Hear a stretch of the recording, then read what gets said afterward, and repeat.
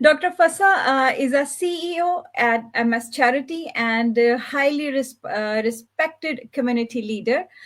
वो पिछले 25 सालों से अपने डिसेबल चाइल्ड की फुल टाइम केयरर रही हैं, जो उन्हें डिसेबिलिटी और केयरिंग चैलेंजेस का बहुत गहरा और प्रैक्टिकल एक्सपीरियंस देता है.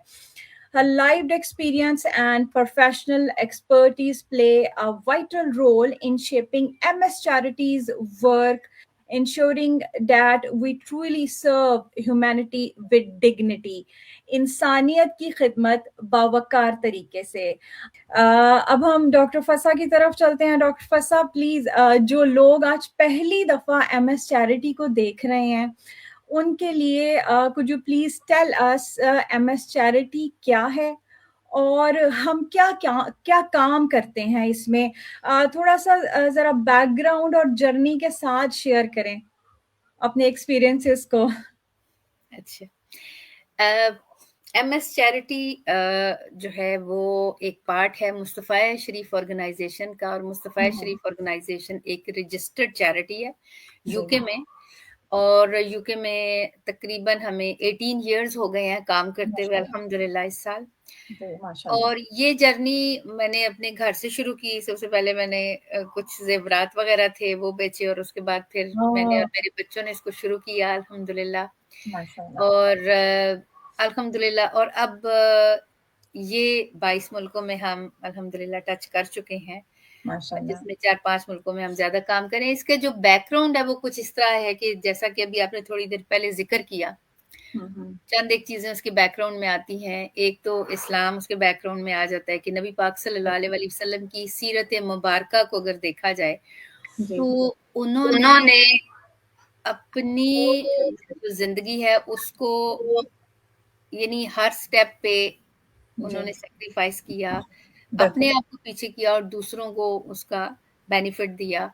इसी तरीके से हजरत बीबी फातिमा सलामुल्लाह अलैहा की जिंदगी हमारे सामने है, सहाबा इकराम की जिंदगी, अहले बैत अतहार की जिंदगी, कि दूसरों के लिए काम करना कितना इम्पोर्टेंट है, दूसरों को बेनिफिट देना कितना इम्पोर्टेंट है.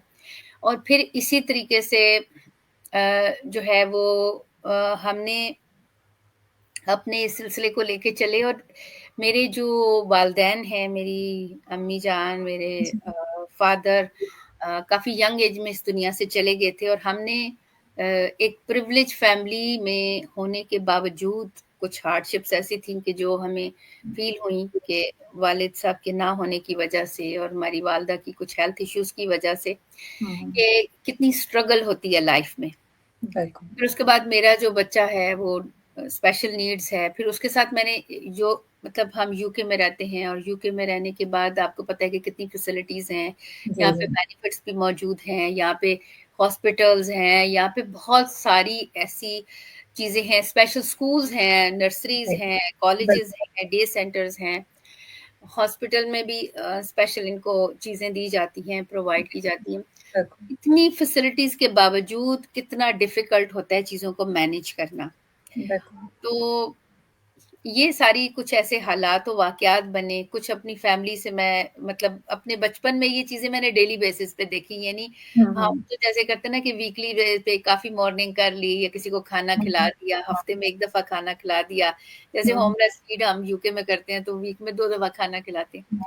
लेकिन हमारे घर में, मेरी नानी जान के घर में, दिन में 3 दफा लोग आते थे तंदूर पे रोटियां लगाने के लिए. माशाल्लाह माशाल्लाह. 20-25 तो आपका तो बचपन उसमें गुजरा और फिर आपका तो बड़ा एक्सपीरियंस है, सो इस वजह से आपने सोचा कि आपको इस तरह चैरिटी लेकर चलनी चाहिए. और बहुत अच्छी बात है, आप जो इंसानियत की खिदमत कर रहे हैं, और पूरी दुनिया में जहाँ जहाँ भी है लोग दुआ करते हैं, और आपको कोई शक नहीं कि दुआओं में लोग जो है वो आपको शामिल करते हैं.